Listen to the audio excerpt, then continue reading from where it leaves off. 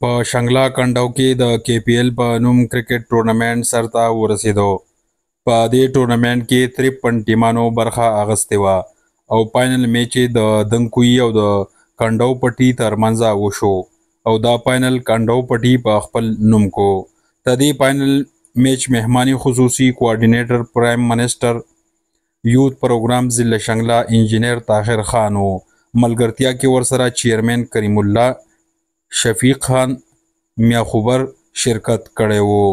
په دې موقع وینر او رنر ټیمانو ته انعامات ورکړلی شو. د ارګنایزینګ کمیټې نواب استاد شمس واجد ساجد د راغلو میلمنو شکریه ادا کړه. نور تفصیل د سجاد علي اخونزاده په دې ریپورټ کې. د دې ټورنمنټ جوړولو د تنظیم والا د زړه نه شکریه ادا کوم چې په دې غره کې دومره ښکلا راوستې ده او د دې نه وروستو د دې ځای د مشرانو د کشرانو د ځوانانو ډېره زیاته مننه چې په کومه طریقه یې موږ ته مینه راکړه، محبت یې راکړه، په درناوي باندې کوم استقبال یې وکړو. نو ستاسو دا به هېڅ چېرې موږ نه هېر هم نه شي او ستاسو د زړه نه شکریه ادا کوو. عزتمندو، تاسو چې نن کوم په دې ځای کې په دې غرونو په منځ کې کومه ښکلا جوړه کړې ده د سپورټس په باره کې او کوم کرکټو دا لوبې جوړې کړې دي، دا ګراونډ ښکلی کړی دی، نو د دې څه مقصدونه دي چې په دې کې د ټولو نه مخکې د تعلق خبره ده چې موږ یو بل وپېژنو، د یو بل سره تعلق جوړ کړو، ښه او په بد کې یو بل سره شریک شو. نو ما چې څومره وکتل، تاسو هم دارې مینه ناک خلک، ستاسو هم دارې محبت والا خلک، شاید چې په بل ځای کې میلاو شي او که نه، کم محبت چې په تاسو کې دی، کومه مینه چې په تاسو کې ده، نو په دې باندې هم ستاسو شکریه ادا کوم. نو ټوله دنیا مایوسه ده، په هر ځای کې تکلیف دی، په اسرائیل کې مسلې دي، په فلسطین کې مسلې دي، زموږ په خپل پاکستان کې مسلې دي. د هغې باوجود تاسو چې کم دي کې دا کوم گیم جوړ کړی دی، کوم مینه محبت جوړ کړی دی، نو واقعي چې د ستاینې وړ خبرې دي. دلته کې زما چې څومره وروڼه بیګان راغلي د هغو ټول زه ډېر زیات شکرګزار یم او زموږ د مشر او زموږ د دې مشر سره چې کوم میلمانه راغلي د هغو چې موږ څومره شکریه ادا کړو نو کمه به شي زموږ دپاره چې دې ځنګلو ته او دې ګټو بوټو ته او دې مطلب دا چې روانو کمرو ته هغه خپل ټایم وباسو او خپل وحي زموږ دپاره ځای کو او دلته کې زموږ دپاره تشریف راوړو. موږ چې دا ټول کسان دي دوی څومره شکریه ادا کړو دا به کم وي او نه پکې چا شر کړلی، نه پکې چا شدت کړلی، نه پکې چا مطلب دا چې سوک سپېړه کړله. نو د دې چې موږ څومره شکریه ادا کړو کمه به شي. ولې انتظامیه هم داسې پکاري مطلب دا لکه څنګه چې دوی کړې ده. باقي من اعلانات خو به زموږ ملګري کوي، مطلب دا چې کوم مشران راغلي، خو زه به د خپل د طرف نه د نغدو پیسو د 500,000 اعلان مطلب دا وکړم او نواب ته به ورکړم. اعوذ باللہ من الشیطان الرجیم، بسم اللہ الرحمن الرحیم. وتعز من تشاء وتذل من تشاء. عزت ذلت ګټه نفع نقصان د غزاد پلاس کې چې موږ او تاسو پیدا کړیو. د ټول نه مخکې خو ستاسو د دې ارګنایزینګ کمیټۍ ډېر زیات مشکور یم چې تاسو کومه ایونټ جوړ کو، کم پروګرام تاسو جوړ کو، کومه ښکلا تاسو جوړه کړه چې د دې ښایسته غرونو په منځ کې او په دې یخ موسم کې چې بار د ګرمۍ شدت په نور ملک کې ډېر زیات سیوا دی، خو دلته هغه ټمپریچر چې دی اوس هم سړي له یخ کېږي او تاسو داسې یو ښکلی محفل لا جوړ کړلی او داسې ښکلې ښکلا. نو ستاسو د دې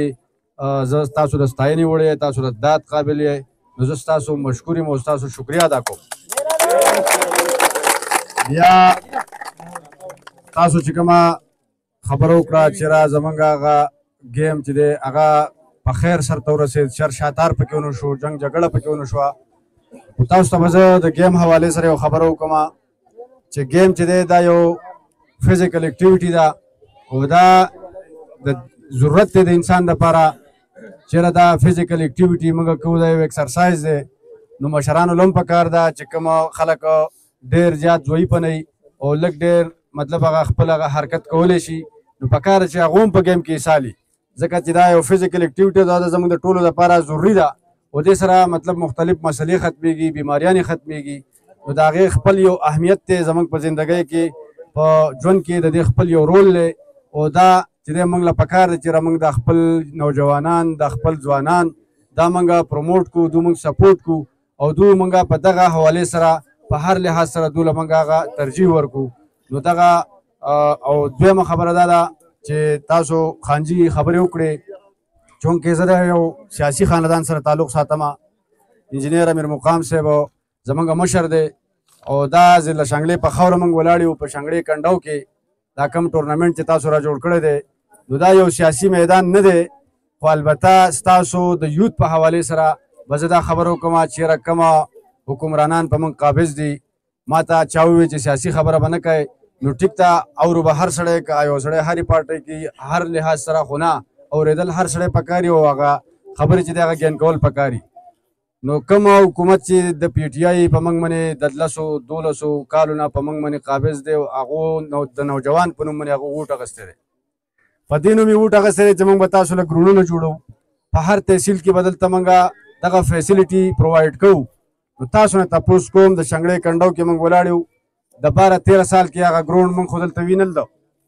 د ضلع شانګلې په خاوره موږ وینل ده حالانکې ممبران یې پاتې دي وزیران یې پاتې دي اوس هم کرنټ خلک موجود دی خو په کار دی چې دا خلک یې فیسیلیټیټ کړی وي ځکه دا وسایل چې دي دا زیاتره د صوبې سره پراته دي او هغه صوبه چې دا زموږ وزیر اعلی صاحب چې دی په یو کال کې د 11-12 کروڑ روپو بسکټ خوړی شي زما ماشومانو له ګراوند نشي جوړولی د هغه ممبران صاحبان ناست دي زما ماشومانو له دغه فیسیلیټي نشي راوړی یا کومه خبره وشوه چې کومه بله زه هغه خاندان چې 17 کسان او هغه په سیند کې دغسې ولاړو او هغه ډوب شو سیند ویوړو او یو د بل په انتظار چې زما نمبر به کله راځي چې ما به کله وړي او بل د بل په انتظار چې زما نمبر به کله راځي او خلک ولاړ لاس په نامه په تماشا او د هغه د خلکو په مخ کې هغه خلک ویوړو چې د پېښور نه د سواته پورې هلیکاپټر چې دی هغه په 23 منټ کې رارسي نو آیا دغه هلیکاپټر هغه چکرو له استعمالېدی شي هغه فضولیاتو له استعمالېدی شي خو هغه زما یو ورور بچ کولو له نشي استعمالېدی چې هغه پې د سیند نه راپورته کړي هغه بچ کړي په افغانستان کې چې هغه زموږ نه لکه مطلب ډېر وروستو ملک دی یو سپی چې دی په هغې پسې هلیکاپټر چې دی هغه تللی او هغه سپی چې دی هغه یې راوچت کړلی او دلته د انسان قیمت نشته دا څومره د شرم او د افسوس خبره ده او دا زموږ دغه پښتون کلچر او زموږ دغه پښتون روایت دي خلکو وشرمول چې پښتون خو میلمه دوست خلک دی دا خو یادېږي په دې نامه باندې چې دا د میلمه قدر کوي دا د میلمه احترام کوي او د دوی حجرې ته د دوی ځای ته د دوی خاورې ته که دښمن هم لاړ شي دوی ورته بالښت ږدي او زموږ هغه نوم هغه دوی بدنام کو چېرې د دوی له میلمانه راغلي او هغه میلمانه ترې سیند ویوړو هغه ترې اوبه ویوړو هغه ماشومان ترې اوبه ویوړو او دوی دغسې لاس په نامه ولاړو او هېڅ یې ونه کړه په هغه کور کې به نن ماتم یې که نه بی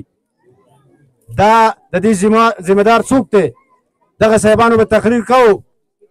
چې په دې سټیټ کې یو مړی وشي نو د هغې ذمهوار حکمران وخت دی نو د دې صوبې حکمران څوک دی دا صوبه چې دا د چا په حکمرانۍ کې ده البته دغه خبرو له